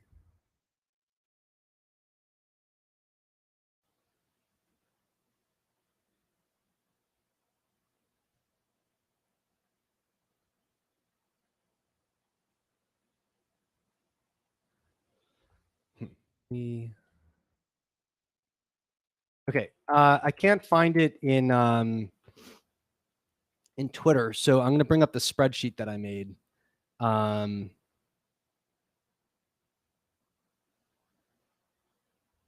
So this was drawn from, I don't have the link here, but this was drawn straight from a recent paper that you'll probably find this was very widely reported in CDC, in the news. So I just went to the paper and I took the total excess deaths going from 2019 to 2020. And so basically, and of course, this takes all these deaths at face value. And of course, there's classification problems, but the percentage of excess deaths attributable to COVID was 68% of the share. And then if you take the worst case scenario that's been actually quantified, the famous case of Alameda County, California, where they cut their COVID mortality 25% by getting rid of the things that were obviously not attributable to COVID mortality, then the excess mortality for 2020 falls to 51%, which is very interesting, because if you look at the deaths that were not COVID-19, they were probably due to lockdown or to other aspects of the public health response to COVID. So there were 40,000, this is the United States, there were just under 41,000 excess deaths due to heart disease. There was an 11, I think this is the total increase. Oh, this is, that's the total increase of cardiovascular deaths, 41%. So that combines heart attack and stroke. There was an 11% increase in unintentional injuries, a 9% increase or 10% increase in Alzheimer's death, a 15% increase in diabetes death. And so, I think a lot of that is because between and then of course, if you look at in Australia, where they had a really severe lockdown, they had I think 70-something% of their emergency room visits were suicide attempts and child abuse issues. And so there's, if you look at the data in the United States, I think the diabetes and heart disease is like limitations in medical supplies due to supply chain disruption, limitations in being able to get health care, not being able to go to the doctor on a regular basis. So I think that, some portion of that is things that were beyond the control of anyone. Like the emergency room was full, all the ICU beds were taken up, and so you died. There's some of that, but I think a lot of that is just the disruption in supply of medical devices and the disruption in the supply of medical care, and the sort of fall away of normal patient-doctor interaction. So I think it's disproportionately due to lockdown, and I think that depending on the bias in COVID, in classifying a COVID death, then I think you may or may not have the lockdowns being similarly deadly as COVID. And so I think this is a very crude analysis, and it deserves a much more rigorous one.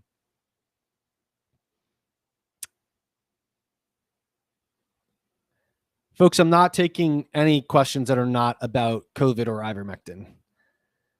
Freedom Fox 1 says, does Chris advocate taking quercetin with zinc? No. Search my site, chrismasterjohnphd.com, for zinc quercetin. You will find a very detailed analysis of why. Freedom Fox 1 says, is quercetin for zinc in general or just when taking it for COVID? Neither. Christian Gormanson says, how would you explain that the overall total death numbers for 2020 are not exceeding those from previous years when a real pandemic add to the average by a large factor? They're 15% higher. So it's not, like in New York City, where we have 147 deaths a day on average, not that it's 147 every day, but 147 deaths on average in April 2020 and March 2020, when we went 400 to 600 deaths per day for a few weeks, it was very clear that the pandemic was real. Now, we didn't see anything like a tripling of the death rate in the overall, excuse me, overall in United States, we saw a 15% increase in mortality. Half of that, or possibly up to 2/3 of that, was COVID.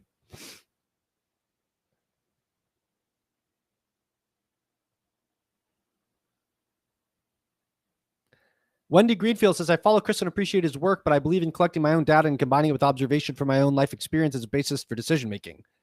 I've never said anything otherwise. I support you making decisions like that. Web Access 11 says, quercetin is an ionophore that chaperones zinc inside of the cell and stops replication of virus. Please search my site for quercetin zinc, and you will find a refutation of that. And please stop saying zinc needs an ionophore to get into a cell. It doesn't. Quercetin does increase the transport of zinc into the cell, but it probably locks it in certain organelles of the cell that prevent it from being able to do anything useful.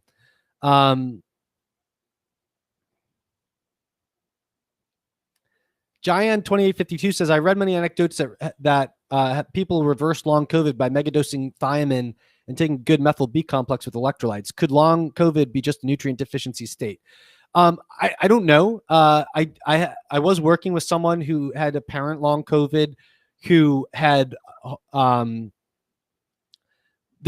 this led me to some research that indicated that sometimes long COVID is associated with exceedingly elevated homocysteine. So I'm sure there's metabolic issues that can be treated with nutrients, but I think we need a lot more science on it. Lazar Otasevic says, nice and effective against COVID. As far as I know, that's a hypothesis, and there's been some clinical experience claims made about it, but I don't think there's, I might be wrong, but I don't think there's any studies that have showed that. Neophile says, LOL comment policing. I'm not policing comments. I'm looking at all the comments and answering the ones that are relevant.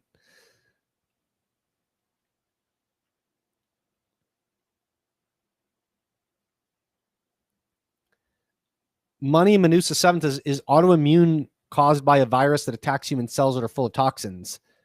Autoimmunity is a very complex phenomenon that I think in general reflects cellular damage that is paired with,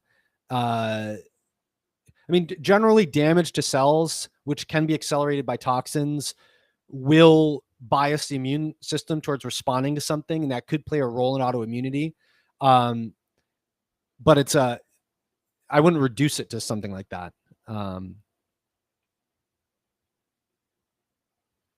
Vic Badranath says, can the synthetic nucleosides used in the mRNA technology create cross-reactivity and autoimmune issues with other tissues in the body? Well, I don't know. I don't care about how they're synthesized so much as I think COVID creates autoimmune antibodies, and so I would be I would like to see a study on the prevalence of autoimmune antibodies in vaccinated people that is modeled after the autoimmune antibodies that you see in COVID cases. And I don't know if that's been done, but I've never, in my discussions with anybody, no one's pointed me to such a study. Between Z105 says, how about someone besides Gianna? I'm answering every question that is relevant. So I'm skipping over, people's opinions about Fauci, people's opinions about lockdowns. I'm generally answering any things that are totally irrelevant, or questions I can't answer, like where do I get ivermectin? And I'm answering questions that are about ivermectin or COVID that I can answer. Jill says, is there such a thing as after getting the vax that there will be a shedding effect? Is it transferable to non-vax people by touch? Super doubtful. And Naomi Wolf got banned from Twitter for suggesting that. I mean, is there some plausibility to it? Well, you're not going to shed virus, obviously, but could you shed spike protein? Maybe if the spike protein is synthesized in the respiratory tract, you probably could. But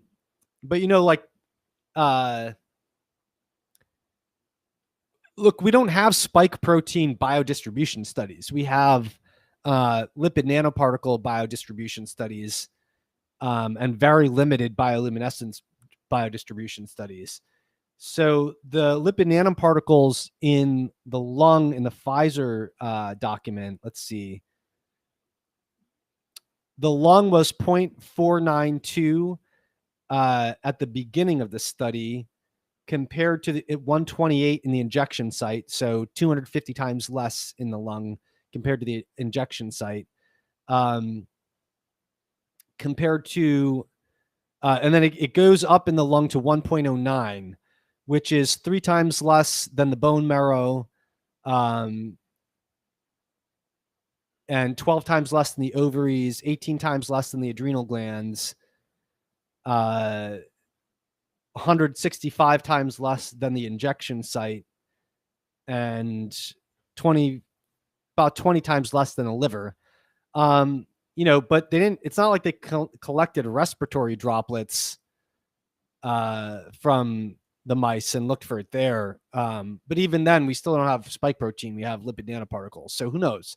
No evidence of it, but it's plausible. It's not plausible that the virus would shed. It's somewhat plausible that the spike protein could shed. Is it any worse than getting some COVID? Real doubtful.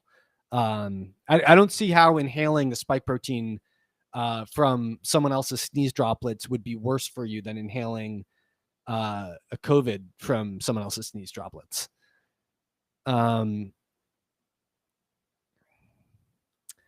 the virus mess with iron metabolism? Money Manusa 7 says, yes, it does. It causes inflammation, which causes a variant of anemia of chronic disease. So just Google that and you'll get the details on that. I've even done videos on that recently.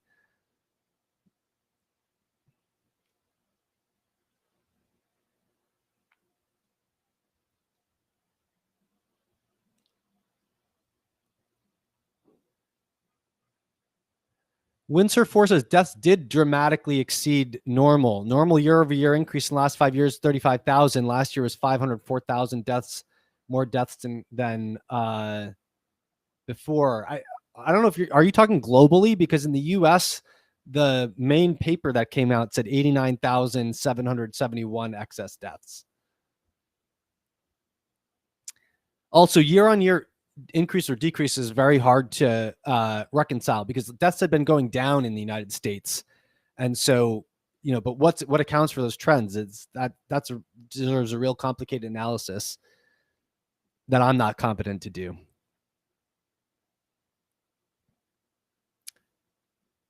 Okay, I'm going to wrap this up just because it's been exceedingly long. But let me just try to scan through and see if I can pick like 3 more questions.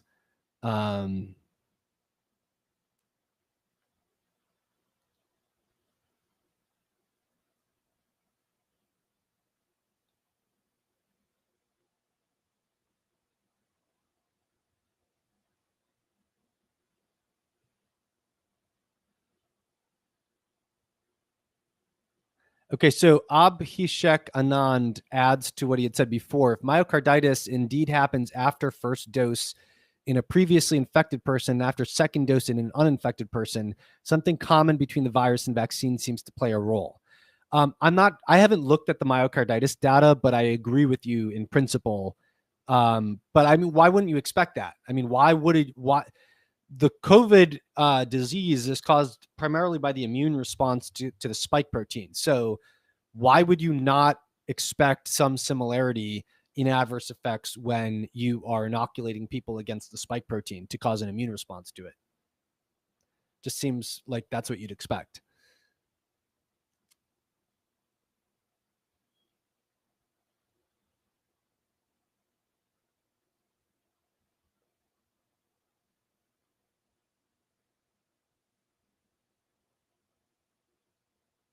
All right, let's see if I can get two more.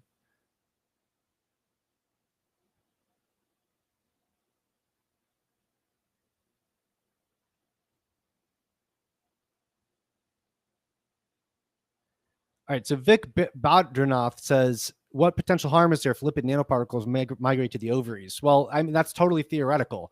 I mean, there's no obvious harm of that because the lipids will probably just be broken down. I think the question is the mRNA being delivered to the ovaries? How long does it last there? What kind of inflammation might it elicit there?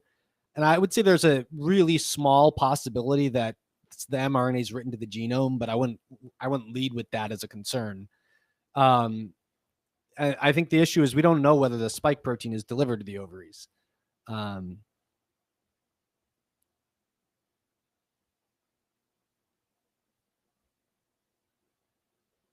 All right, I'm gonna look for one more question and then I gotta go.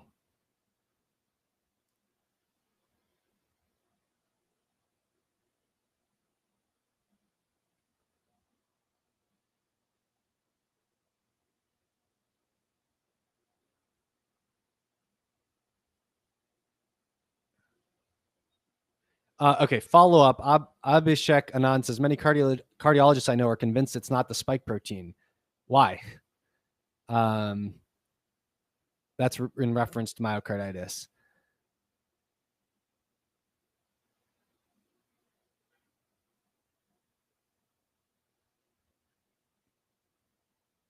Okay, last question. Giant 2852 says SARS-CoV-2 does not want its host dead, otherwise it's suicide. IL-6 cytokine storm. Would it be fair to say that we get complications from our own poor health and actually not due to COVID?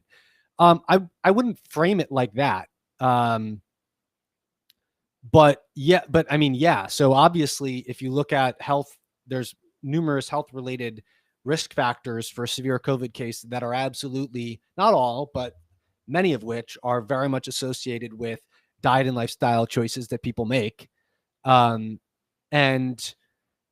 IL-6 is, it is increased by vitamin D deficiency, by obesity, by various things that are risk factors for severe COVID outcome. So I would say your health plays a role, but it's a probability game. There could be some genetic reason or some circumstance reason or some reason about your health that is not under your control, that isn't genetic, that plays a role in a cytokine storm. So I wouldn't chalk it all up to your health, but certainly taking care of yourself and being healthy is not a minor part of this. It's a huge part of it. With that, I'll end it. Thank you for sticking around. I'm going to go back to nutrients rather than COVID, but I just wanted to take a look at the ivermectin stuff. So take care, guys. Maybe I'll see you